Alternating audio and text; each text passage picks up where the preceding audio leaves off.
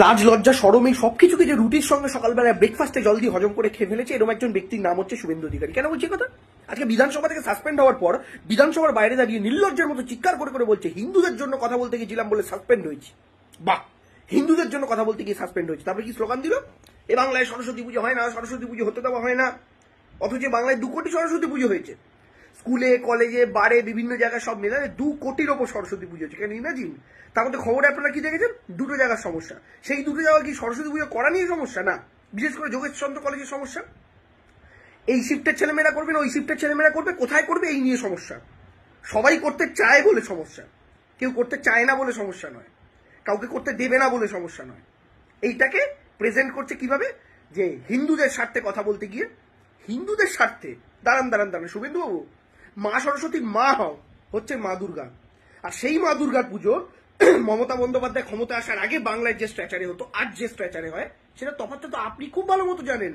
কারণ আপনি তো 2016 অব্দি সরকারের পার্ট, এই 2020 অব্দি সরকারের পার্ট ছিলেন না 9 বছর।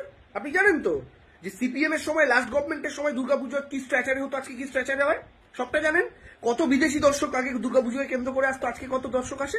আচ্ছা, এতই যদি আপনি হিন্দুদের স্বার্থে কথা বলেন, মমতা বন্দ্যোপাধ্যায় যখন এই দুর্গাপুজোগুলোকে বৃদ্ধি করার জন্য, মা দুর্গার আবাহনকে আরো বড় করে প্রমোট করার জন্য ক্লাবগুলোকে টাকা দেন, তখন আপনারা বিরোধিতা করেন কেন? আপনাদের দল বিরোধিতা করে কেন? তখন মনে থাকে না হিন্দুদের স্বার্থ?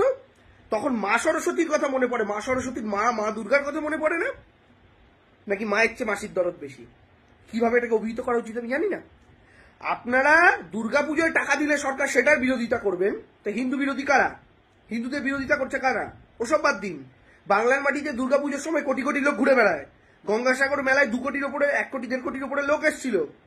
একজন মানুষকেও মরতে হয়নি মমতা বন্দ্যোপাধ্যায়ের রাজত্বে।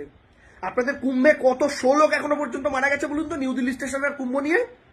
কে হিন্দুদের মৃত্যুর জন্য দায়ী? হিন্দুদের স্বার্থ বিরোধী কাজ করছে কারা? বিজ্ঞাপন দিয়ে 50 কোটি লোককে ডেকে এনে তারপর তাদেরকে পাইপ পিষে মেরে দিচ্ছেন আপনারা। ট্রেনে উঠতে গিয়ে পিষে মরে যাচ্ছে তারা। কাদের দায়? রেসপন্সিবিলিটি নিয়েছেন?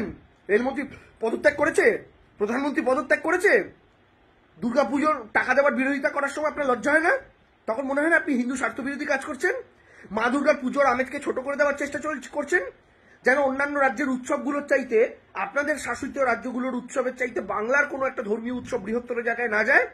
এটা আপনাদের হিংসতা নয়, আপনাদের স্বার্থান্বেষী মনোভাব নয়।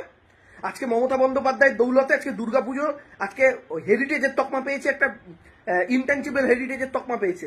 মমতা বন্দ্যোপাধ্যায় পরিশ্রমে কি কি ক্রেডিট আছে, কি করেছে, সাহায্য করেছে কেন্দ্রীয় সরকার, নরেন্দ্র মোদী, বিরাট হিন্দু হৃদয় সম্রাট।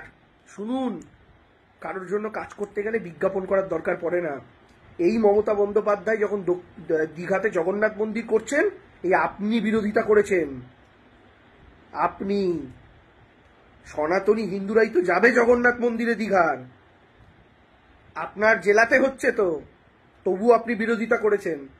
গোটা পশ্চিমবঙ্গের অন্যতম বৃহত্তর একটা ট্যুরিস্ট ডেস্টিনেশন যেটা হতে চলেছে, তাই আপনি আসল হিন্দু স্বার্থ বিরোধী। কেন জানেন? কারণ আপনারা হিন্দুদেরকে ওই খাসি খাওয়া আপেলের মতো করে ব্যবহার করেন।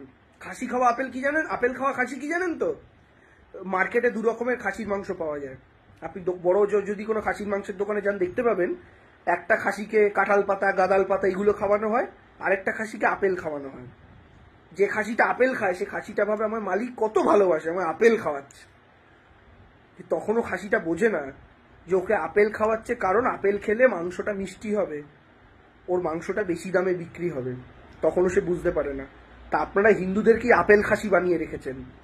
হিন্দু হিন্দু হিন্দু, সনাতনী সনাতনী বলে বলে আসলে তাদেরই গলা কাটছেন, আসলে তাদেরই সর্বনাশ করছেন। বাংলার মানুষ একবার জুতোর বাড়ি মেরেছে আপনাদের ধর্মীয় বিভাজনের বিরুদ্ধে 2021-এ, দ্বিতীয়বার জুতোর বাড়ি মেরেছে আপনাদের ধর্মীয় বিভাজনের বিরুদ্ধে 2024-এ, এবার জোড়া জুতোর বাড়ি খাবেন 2026-এ। তার জন্য প্রস্তুত হন। মানুষ এই বিভাজনের রাজনীতি আর নিচ্ছে না। আপনাদের মুখে হিন্দু সনাতনী শুনুন। বাঙালিও রামায়ণ পড়েছে, আর বাঙালি জানে রাবণ যখন সীতাকে হরণ করতে এসেছিল, ওই লক্ষণ দণ্ডি কাটা ছিল। মমতা বন্দ্যোপাধ্যায় যে লক্ষণ দণ্ডির গল্প বারবার বলেন, তো সেই লক্ষণ দণ্ডি থেকে যেন সীতা বেরিয়ে আসে, তার জন্য রাবণ কিন্তু সাধুর বেশ ধরে এসেছিল। সাধুর বেশ ধরে এসে, এর আগেও আমি একটা ডিবেটে এটা বলেছিলাম, সাধুর বেশ ধরে এসে বিশ্বাসযোগ্যতা অর্জন করার চেষ্টা করেছিল সীতার কাছে। এবং সীতা সাধুকে বিশ্বাস করে গণ্ডির বাইরে যখন পা দেয় তখন আসল রাক্ষসের চেহারা বেরিয়ে চলে আসে। আপনাদের ভারতীয় জনতা পার্টি হচ্ছে এই রাবণ। তারা সাধুর বেশে ভারতীয় হিন্দুদের কাছে এসেছে ভবতী ভিক্ষাং দেহি বলে, কিন্তু ক্ষমতায় আসার পর হিন্দুরা আসল রাক্ষসের চরিত্র চিনতে পেরেছে, যে সাধু নয় রাক্ষস। সেই রাক্ষসের একটা চেলা আপনিও। আবার বলছি, বাংলা আপনার এই বিভাজনের রাজনীতি খাবে না। বাংলায় 2 কোটির ওপর সরস্বতী পুজো হয় আর কয়েক কোটি দুর্গা পুজো হয়। মমতা বন্দ্যোপাধ্যায় আসার পর যে দুর্গা পুজো আরো বৃহত্তর জায়গায় গেছে, আপনারা চাইলেও সেটাকে টেনে নামাতে পারবেন না, যতই চেষ্টা করুন। আর হিন্দুদের কাছ থেকেই সবচেয়ে বিফিটিং রিপ্লাইটা আপনারা পাবেন। Wait for that.